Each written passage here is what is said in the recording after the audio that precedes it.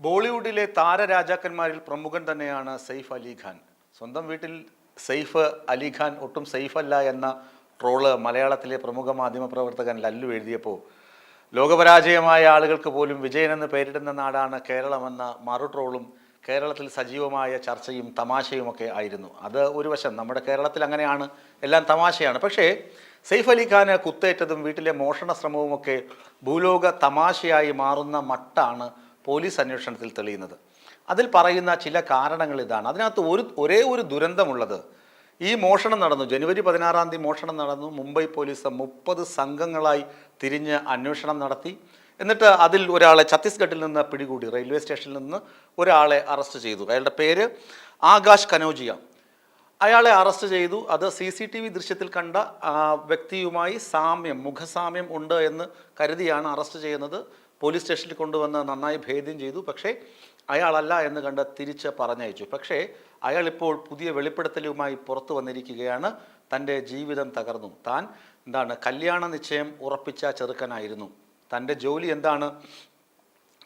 ഡ്രൈവറായിരുന്നു. തൻ്റെ ജോലി ഡ്രൈവിംഗ് ജോലിയായിരുന്നു. താൻ ജോലിക്ക് വേണ്ടി വന്നതാണ്. പക്ഷേ ഈ കേസിൽ തന്നെ പോലീസ് അറസ്റ്റ് ചെയ്തതോടുകൂടി തൻ്റെ ജീവിതമാകെ തകിടം മറിഞ്ഞു. താൻ ജോലി ചെയ്തിരുന്ന സ്ഥാപനത്തിൽ നിന്നും തന്നെ പിരിച്ചുവിട്ടു. തന്നെ വിവാഹം കഴിക്കാമെന്ന് ഏറ്റിരുന്ന പെൺകുട്ടി വിവാഹത്തിൽ നിന്ന് പിന്മാറി. പെൺകുട്ടിയുടെ കുടുംബം വിവാഹത്തിൽ നിന്ന് പിന്മാറി. താൻ ഇനി എന്ത് ചെയ്യും എന്നാണ് ഈ ആകാശ് കനോജിയ ചോദിക്കുന്നത്. ഇനി രണ്ടാമതൊരാളെ പിടിച്ചു. ബംഗ്ലാദേശ് സ്വദേശി എന്ന് പറയുന്ന ഒരു യുവാവിനെയും പോലീസ് അറസ്റ്റ് ചെയ്തു. അറസ്റ്റ് ചെയ്ത് കഴിഞ്ഞാൽ ഈ സംഭവ സ്ഥലത്ത് നിന്ന് കിട്ടിയ വിരലടയാളവും ഈ പ്രതിയുടെ വിരലടയാളവും ഒന്നായി തീരണമല്ലോ. അത് സ്വാഭാവികമായും അങ്ങനെ തന്നെയല്ലേ വരേണ്ടത്. 19 വിരലടയാളങ്ങളാണ് ഫോറൻസിക് സംഘം ഈ മൽപ്പിടുത്തം നടന്ന സ്ഥലത്ത് നിന്നും ആയുധങ്ങളിൽ നിന്നുമൊക്കെ ഫോറൻസിക് സംഘം കണ്ടെടുത്തത്. പക്ഷേ നിർഭാഗ്യവശാൽ ഈ 19 വിരലടയാളവും പിടികൂടിയ പ്രതിയുടെയോ നേരത്തെ പിടികൂടിയ ആകാശിൻ്റെയോ അല്ല.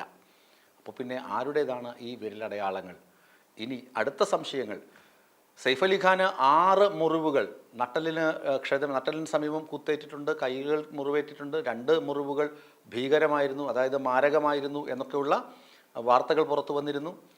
ഈ 6 മുറിവുകൾ ഉണ്ട് എന്നായിരുന്നു ആദ്യഘട്ടങ്ങളിൽ പ്രചരണം വന്നത്. എന്നാൽ മെഡിക്കൽ ബുള്ളറ്റിൻ വന്ന് ഡിസ്ചാർജ് ആയതിനു ശേഷം ആശുപത്രിയിൽ നിന്ന് പുറത്തു കിട്ടിയ മെഡിക്കൽ ബുള്ളറ്റിനിൽ സെയ്ഫ് അലി ഖാന് വെറും 5 മുറിവുകൾ മാത്രമാണ് ഉണ്ടായത്. 5 പരുക്കുകൾ മാത്രമാണ് ഉണ്ടായിരുന്നത്.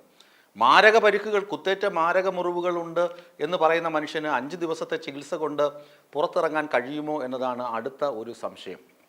നമ്മുടെ നാട്ടിലും കത്തിക്കുത്തും അടിപിടിയൊക്കെ നടക്കാറുണ്ടല്ലോ. മിനിമം ഒരു 10-15 ദിവസമെങ്കിലും കിടക്കാതെ ഒരു സാധാരണ അടിപിടി കേസിൽ പങ്കെടുക്കുന്നവരും പോലും ആശുപത്രിയിൽ നിന്ന് പുറത്തിറങ്ങാൻ കഴിയുകയില്ല. ഇപ്പോൾ സെയ്ഫ് അലി ഖാൻ എത്ര വിദഗ്ധ ചികിത്സ കിട്ടിയാലും മിനിമം ഒരു 10 ദിവസമെങ്കിലും ആശുപത്രി കിടക്കേണ്ടി വന്നേനെ എന്നാണ് സാധാരണഗതിയിലെ കണക്ക് കൂട്ടൽ. പക്ഷേ സെയ്ഫ് അലി ഖാൻ 5 ദിവസം കഴിഞ്ഞപ്പോൾ തന്നെ ആശുപത്രിയിൽ നിന്ന് പുറത്തിറങ്ങി വീട്ടിൽ വന്ന് ആരാധകർക്ക് ഷേക്കൻഡും കൊടുത്ത് അതേ വീട്ടിൽ തന്നെ താമസമായി. ഇനി കുറച്ച് ദിവസം കഴിഞ്ഞിട്ട് വേറൊരു വീട്ടിലോട്ട് താമസം മാറുമെന്നും പറയുന്നു.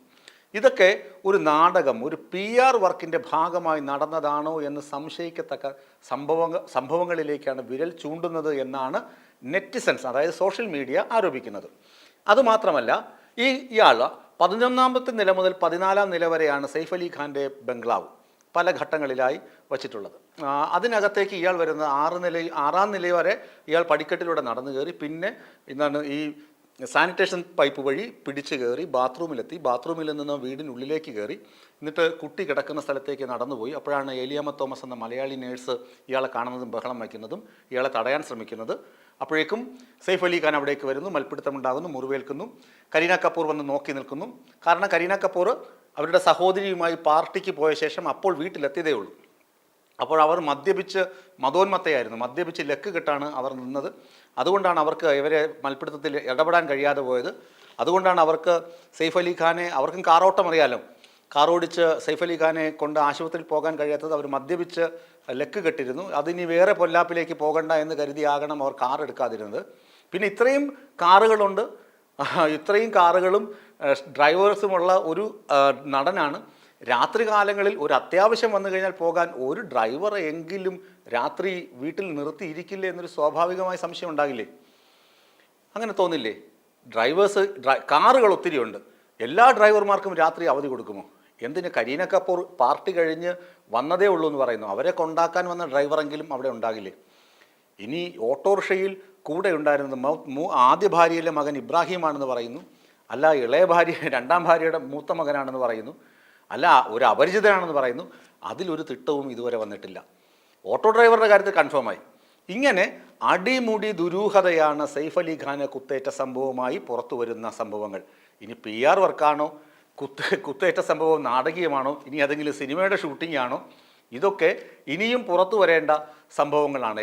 എന്നാലും ഈ ബോളിവുഡ് സംസ്കാരം, അതീവ സുരക്ഷിത മേഖല, അതീവ VIP-മാർ താമസിക്കുന്ന ഏരിയ, സുരക്ഷിത മേഖല, സുരക്ഷാ ക്രമീകരണങ്ങൾ, ഇങ്ങനെ ഉള്ള ഒരിടത്ത് ഒരു സാധാരണ കള്ളൻ കയറി മോഷ്ടിക്കാൻ കയറിയിട്ട് ഒരു VIP-യെ കുത്തിയിട്ട് പോയി, എന്നിട്ട് അവൻ്റെ വിരലടയാളം പോലും പിടിക്കാൻ മുംബൈ പോലീസിന് കഴിഞ്ഞിട്ടില്ല എന്നുണ്ടെങ്കിൽ ആ കള്ളന് ഒരു സല്യൂട്ട് കൊടുക്കേണ്ടതാണ്. കാരണം കേരള പോലീസ് എങ്ങാനും ആണെങ്കിൽ മണിക്കൂറുകൾക്കകം അവനെ പോക്കി എടുത്ത് ജയിലിനകത്ത് ആക്കിയേനെ.